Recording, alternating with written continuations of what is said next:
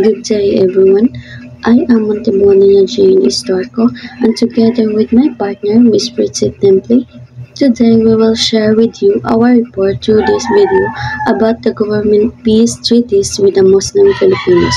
This topic is important because it helps us understand how the government and the Muslim communities in the Philippines work together to stop conflict and build peace. We will talk about the history of the conflict, the peace agreements, and how these treaties help improve the lives of many people. We hope you listen carefully and learn something new from our report. Thank you, and let's begin.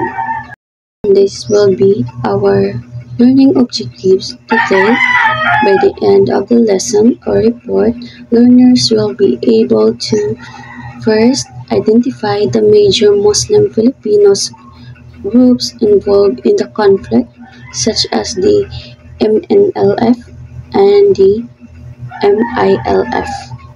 Second, explain the significance of key peace agreements like the Tripoli Agreement, the 1996 Final Peace Agreement, and the Comprehensive Agreement on the Bangsamoro, or CAB.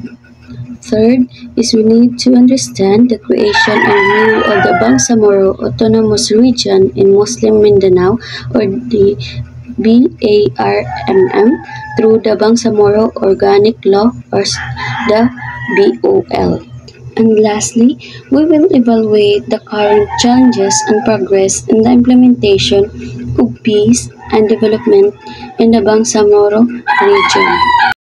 Our introduction for this lesson is the Philippines has faced long-standing conflict in the southern region of Mindanao, involving Muslim Filipinos seeking self-determination and addressing historical grievances. So, the Philippine government has made several peace agreements with Muslim groups in Mindanao to end fighting and bring peace. These groups wanted more self-rule and fairness for Muslim communities who felt left out for many years. The government and Muslim leaders signed treaties to stop violence, gave more power to Muslim areas, and helped these regions develop. The most recent and important agreement is the Comprehensive Agreement on the Bangsamoro, or the CAB, which led to the creation of the Bangsamoro Autonomous Region in Muslim Mindanao, or the BARMM. This peace deals aim to fix all problems and make life better for everyone in the region. And now let's move to conflict in Mindanao.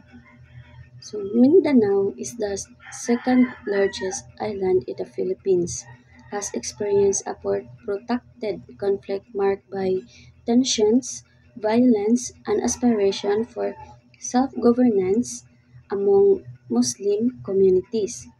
The conflict has posed significant challenges to the region's development and had social, economic, and political implications.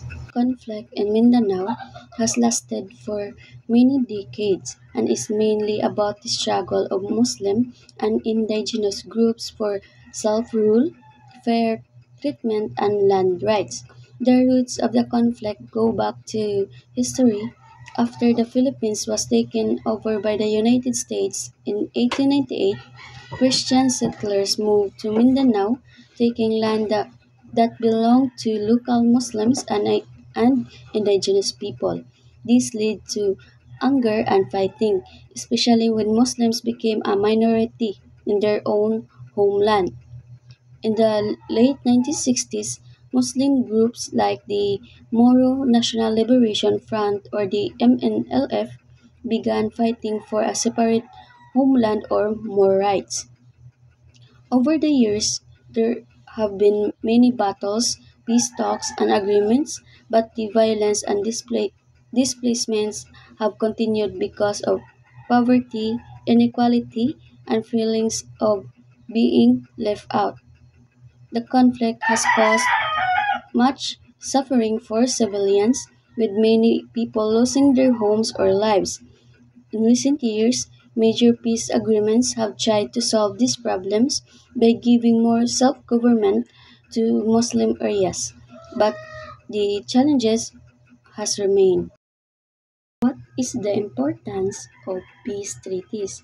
So, the importance of peace treaties is that peace treaty is an agreement between two or more hostile parties, usually countries or governments, which formally ends a state of war between the parties. Peace treaties in Mindanao are very important because they help bring an end to the long-standing conflict that has caused so much suffering for many people.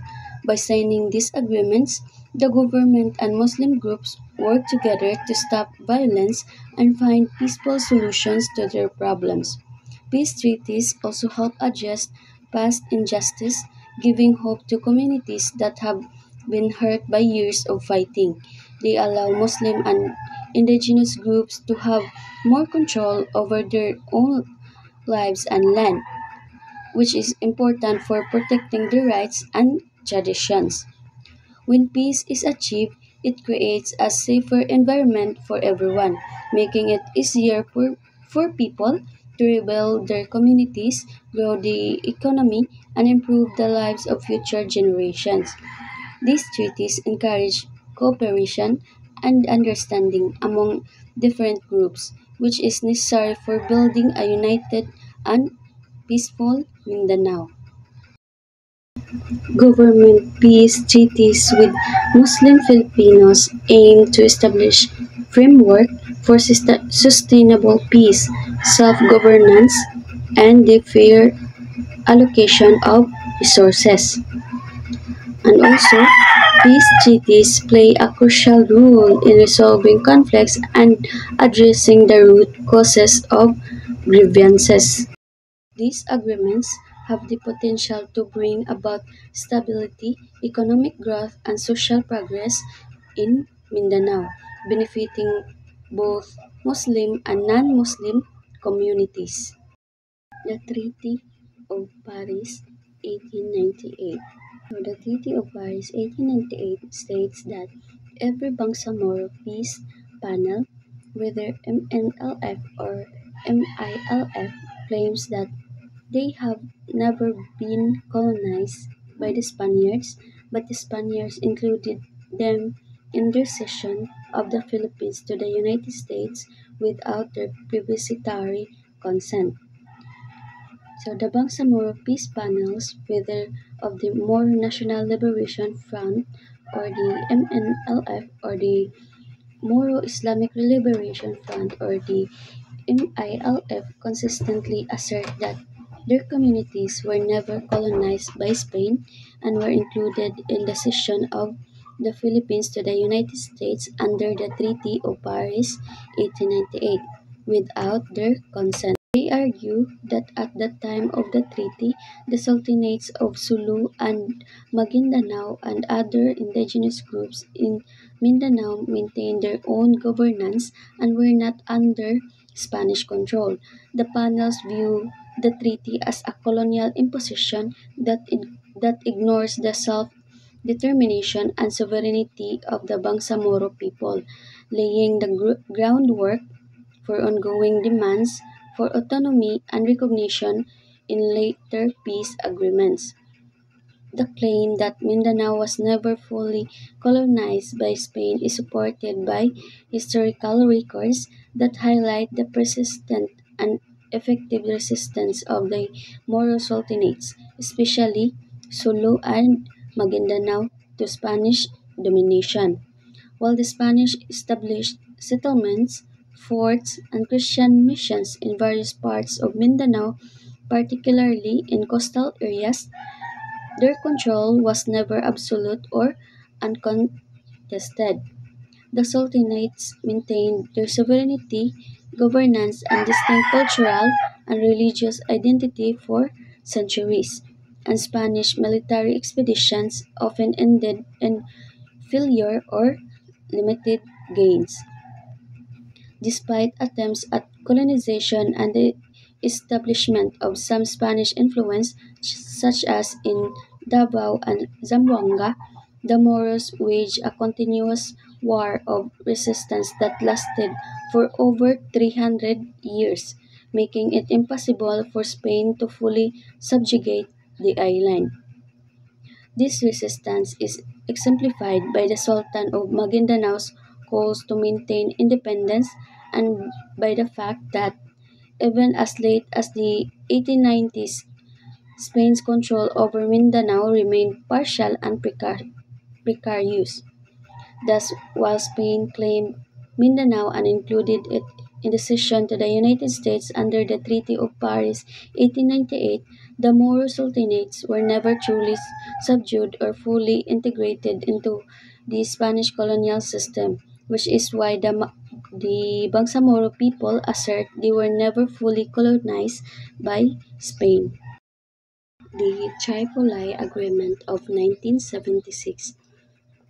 It is an agreement between the Government of Republic of the Philippines and Moro National Liberation Front or the MNLF with the participation of the quadripartite ministerial commission members of the Islamic Conference and the Secretary General of the Organization of the Islamic Conference.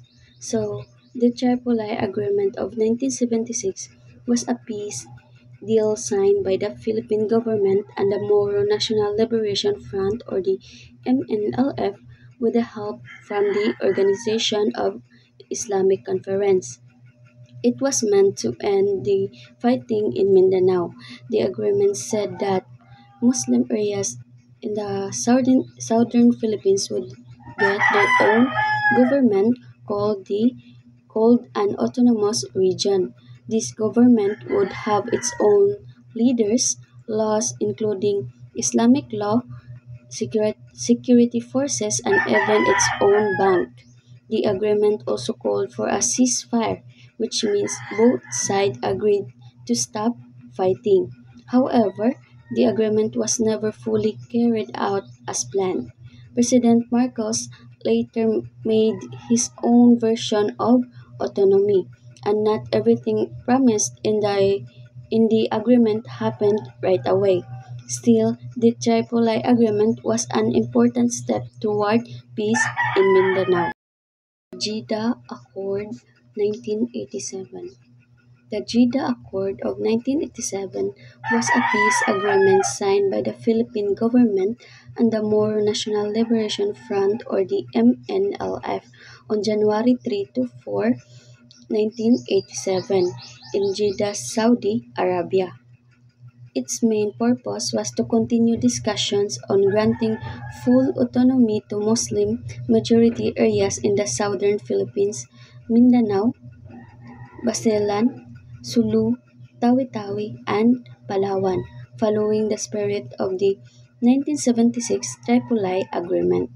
Both sides agreed to create a joint commission to draft the details of autonomy, set up committees to monitor the ceasefire, and propose social and economic development programs for the region. The agreement also aimed for a democratic process, meaning that any changes would be decided by the people through voting or plebiscite. However, the Jeddah Accord was not fully implemented.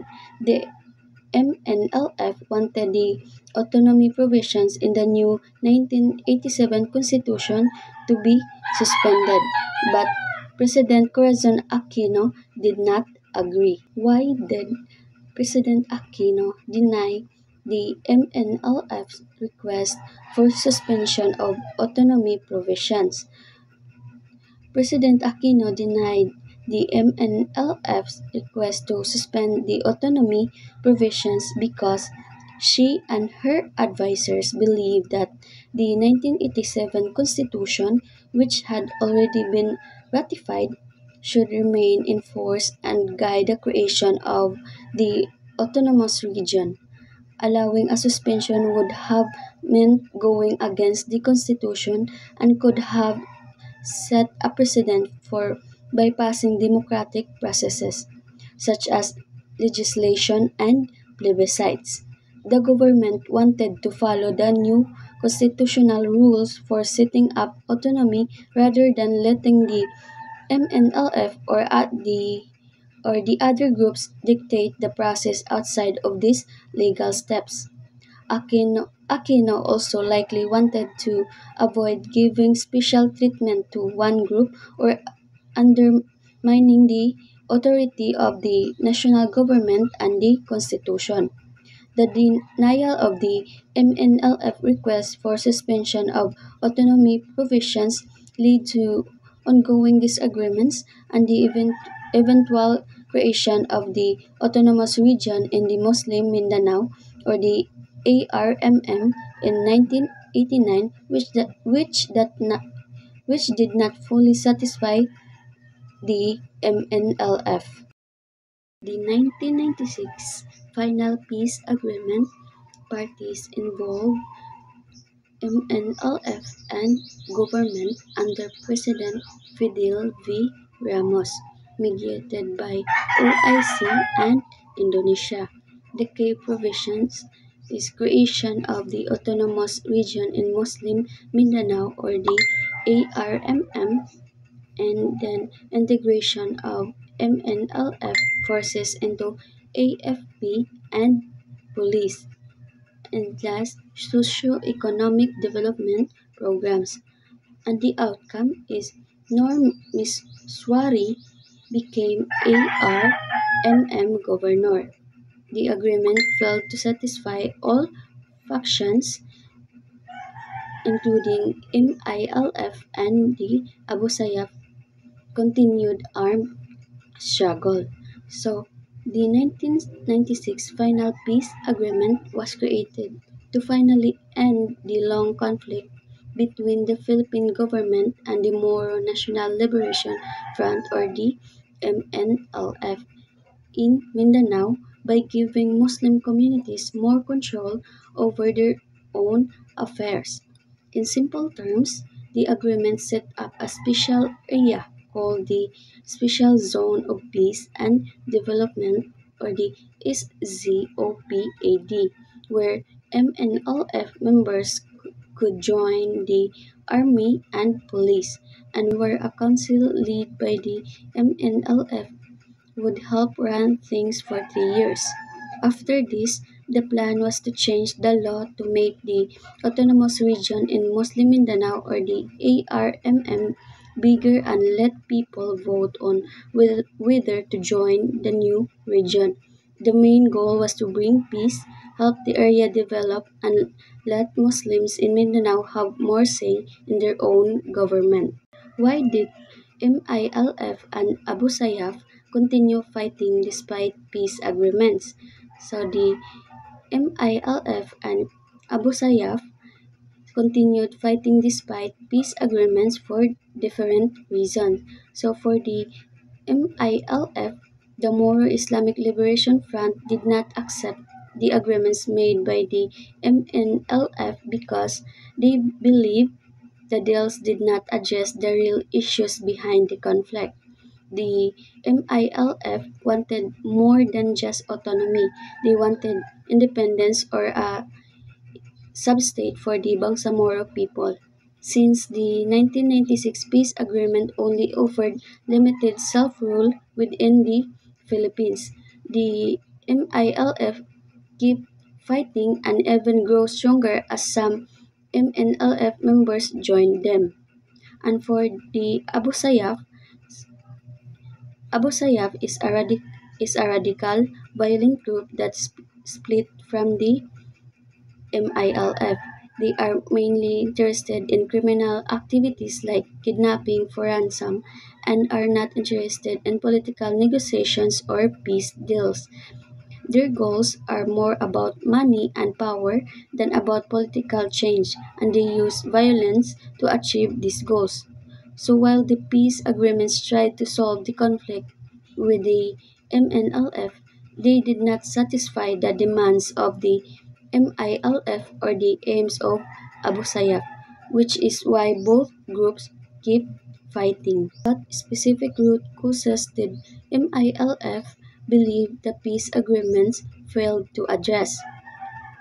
So the MILF believed that previous peace agreements failed to address the most important causes of the conflict because they did not truly recognize the Bangsamoro people's right to self-determination and self-governance. The MILF wanted a more meaningful form of autonomy, such as a Bangsamoro state that would give the Muslim communities in Mindanao real control over their own affairs, including politics, economics, and culture. They felt that earlier agreements only offered limited self rule and did not correct the historical injustices, discrimination, and marginalization that the Bangsamoro had suffered for generations. The MILF also criticized the government for not always keeping its promises and for sometimes changing the terms of the agreements after they were signed, which made it hard to trust that real change would happen. As a result, the MILF continued to fight, believing that only a comprehensive solution would truly address the root causes of the conflict.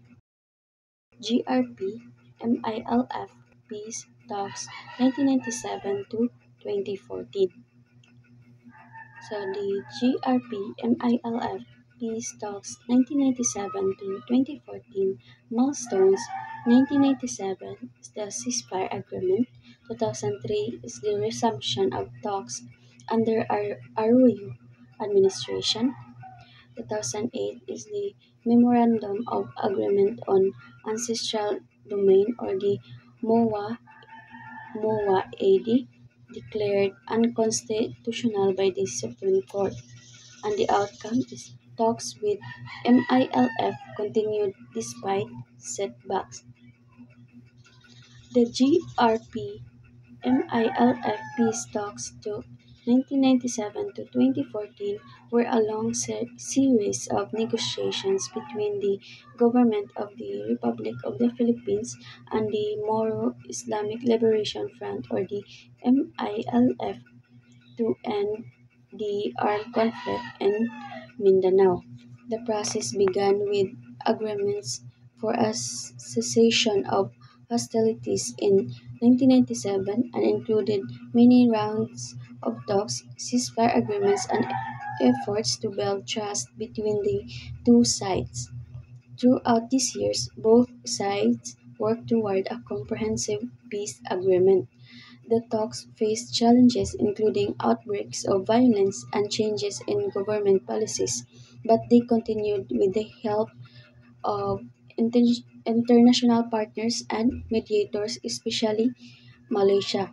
The process led to the signing of the Comprehensive Agreement on the Bangsamoro or the CAB in 2014, which aimed to create a new expanded autonomous region called the Bangsamoro, with more self-governance for Muslim communities in Mindanao.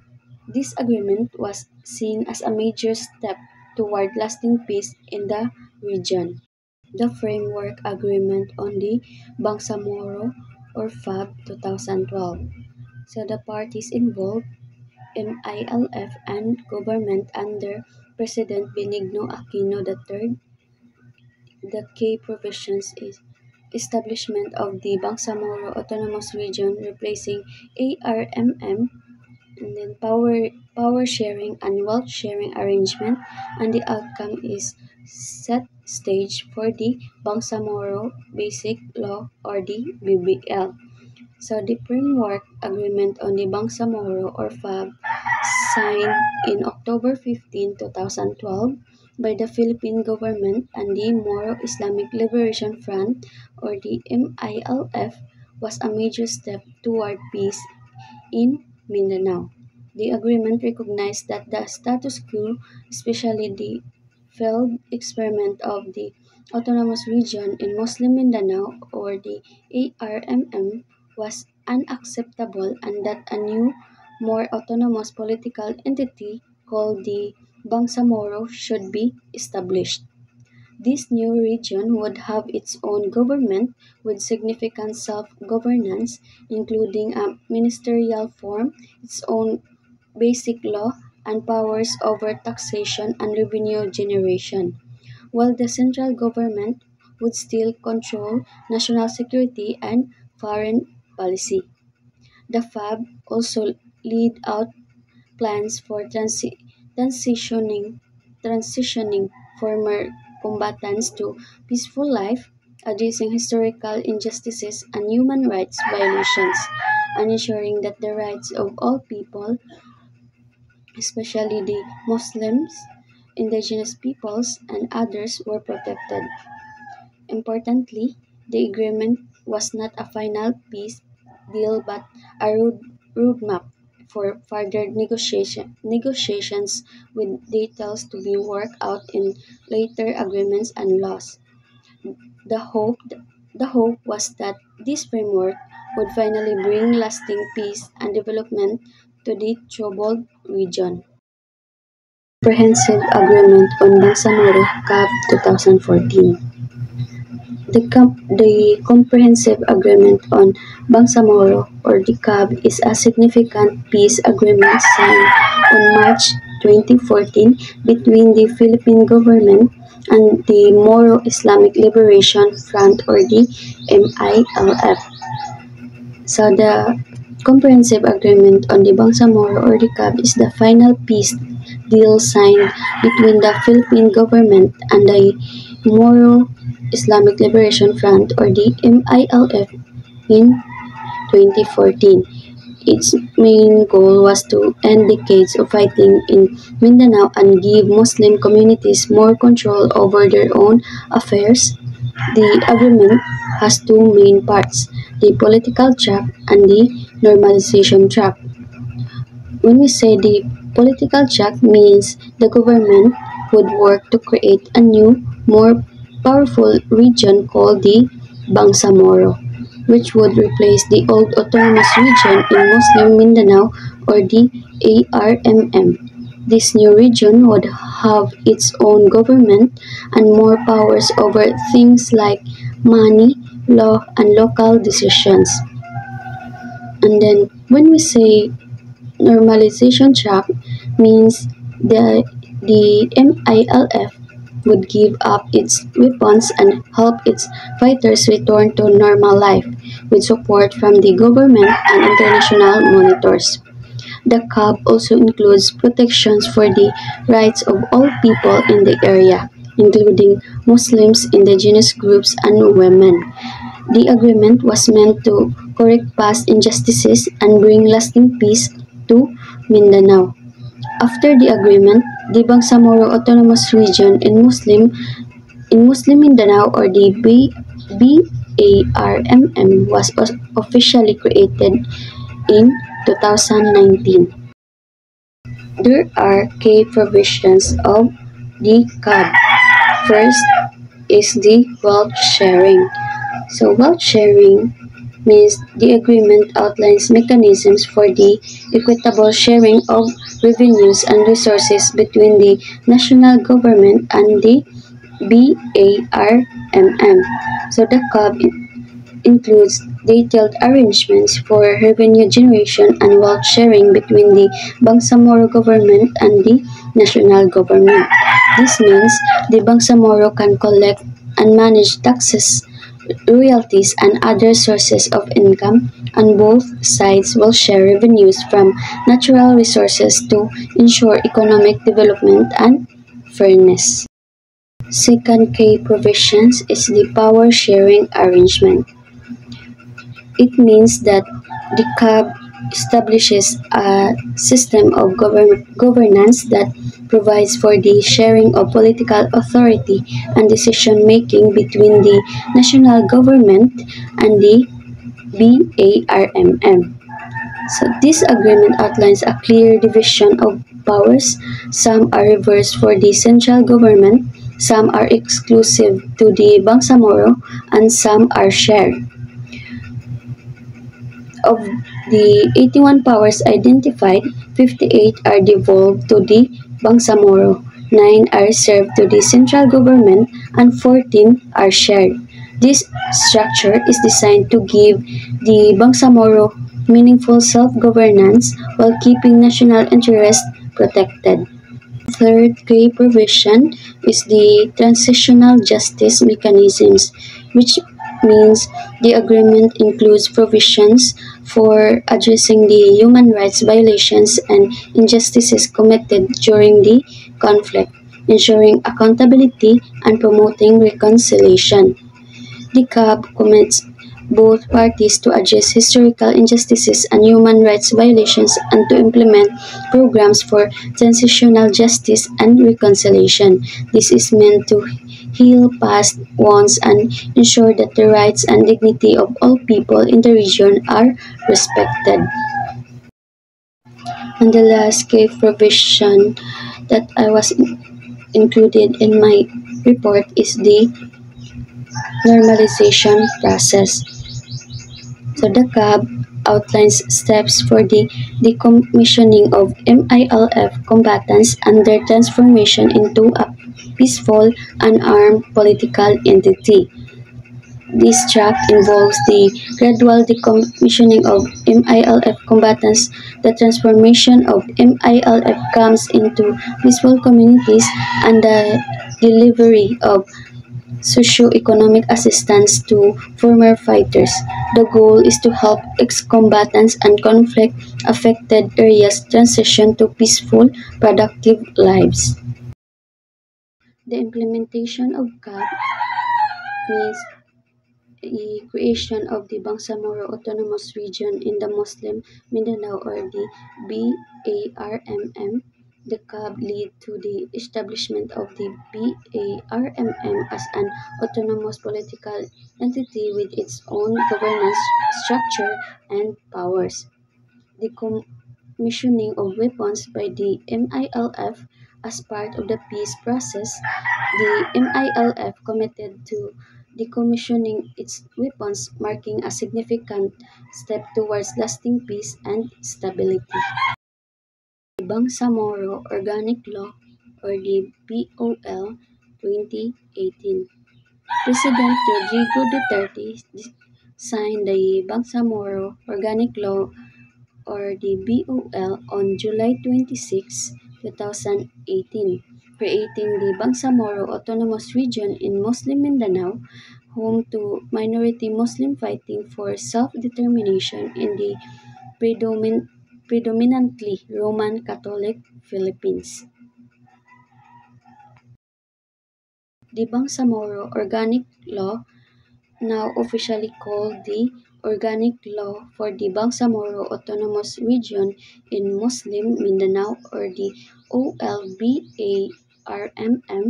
is the result of decades-long peace negotiations between the rebel groups in Mindanao, mainly the MILF and the Philippine government. The Bangsamoro Organic Law, or the BOL, officially known as the Republic Act Number 11054, was signed into law in July 26, 2018, to create the Bangsamoro Autonomous Region in Muslim Mindanao, or the BARMM, replacing the old Autonomous Region in Muslim Mindanao, or the ARMM.